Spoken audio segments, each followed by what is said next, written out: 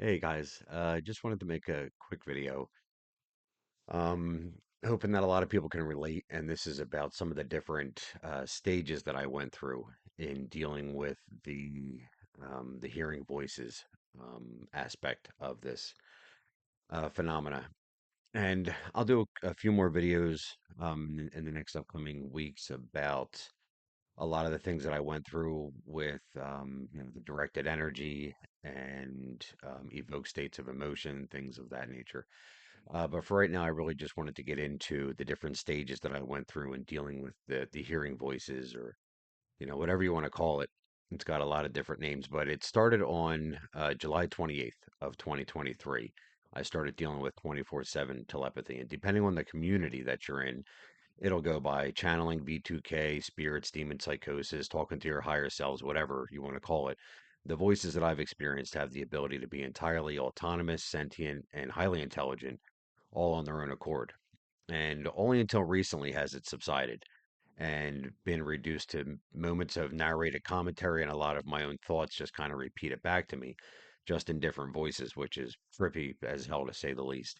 So, I mean, imagine reading a book or contemplating a grocery list and hearing your inner monologue in your opposing gender's tone, or the voice of an older man or a teenager. You know. Anyway, apart from the high-pitched ringing that I still hear throughout the day, the voices have been pretty quiet and getting quieter. Nighttime prior to bed and falling asleep, they still attempt to get my attention with like nonsensical, irrelevant statements. I just ignore it and go to sleep. But it wasn't always like this.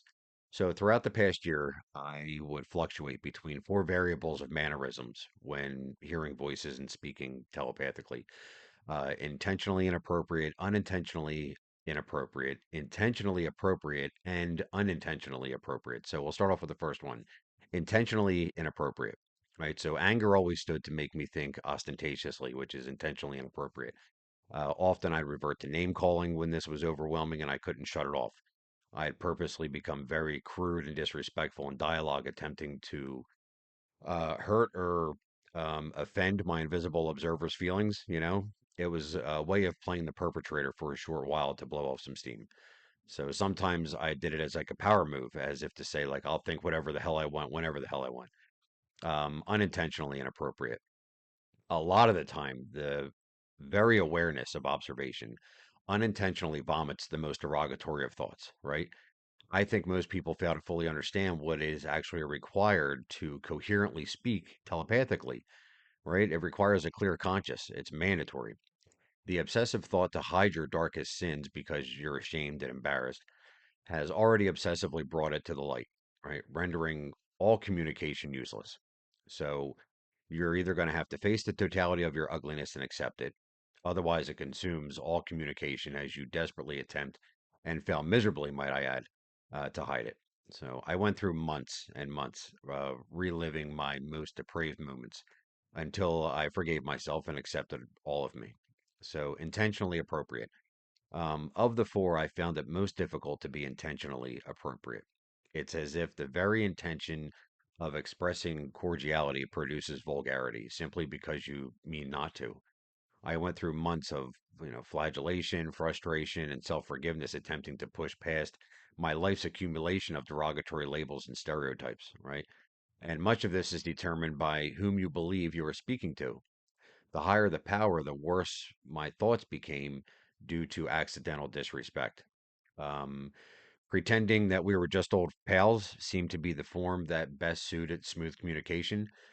The old pals relationship never seemed to be their agenda, as their actions and reactions were rarely in alignment with being friends. So, and then unintentionally appropriate. Before wanting the entire ordeal to stop completely, speaking unintentionally appropriate was my goal. The ebb and flow of quality conversation where both parties learn and grow, right? Which I achieved to some degree, but this was only achieved in moments when I forgot about the observation and settled into the normalcy of speaking telepathically. As if such a thing is even possible, right? Like that very statement, normalcy of speaking telepathically screams abnormality. But even though this was mildly achieved, I do not believe that this is their goal, at least not with me, right? Otherwise, it would have remained. Instead, they would attempt to drive me insane with music and ceaseless badgering, regardless of my eloquent mannerisms and pauses in conversation. So, this whole ordeal seems to push one deeper and deeper into the recesses of the mind, forcing one to go beyond the boundaries of words and into instantaneous understanding, right? Maybe my lifestyle choices had rendered my intuition useless and I was in need of quick, aggressive repairs. I don't know. But these audible representatives of ego is what I refer to them as. Operate in the same manner the father who catches his underage son smoking and forces him to sit and smoke the whole pack until he's green in the face and vomits all over the place does, right? You're fed lie after lie after lie until you see value in absolute truth and transparency. And that transparency is transparency of self and truth of your own nature. So the imagery that I have in my head these days is of a boxer that's standing alone in a ring and he's screaming, "Come and fight me," to an empty stadium. But that stadium used to be occupied by easily antagonized patrons, myself, egging the boxer, them, on with insults and instigations. And my hope is that one of these days the lights will turn off completely and silence will blanket the entire arena. You know, the periods of complete silence and unawareness of observation continue to lengthen in time. Um, in closing, I've had moments of being released completely just to show me that this is possible. And it's like the shock of unoccupancy makes my brain scramble earnestly, like seeking the incessant chatter that it had grown used to. I feel a slow withdrawal and establish a relapse prevention plan for this phenomena is almost absolutely necessary, lest the mind seek other toxic avenues to fill the sudden rift.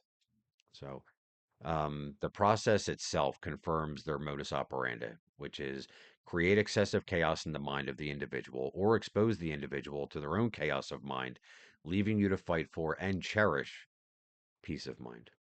So, all right, guys, thanks for taking the time to listen. I hope that you can relate and that these videos help you to relate.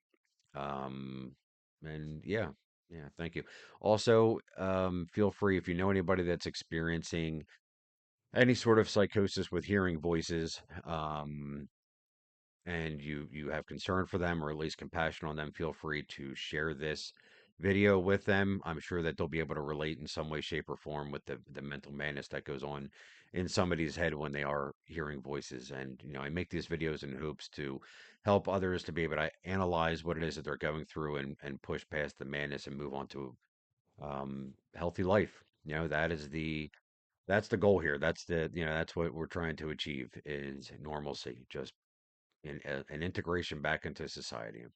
So all right, guys, thank you very much for watching and take care.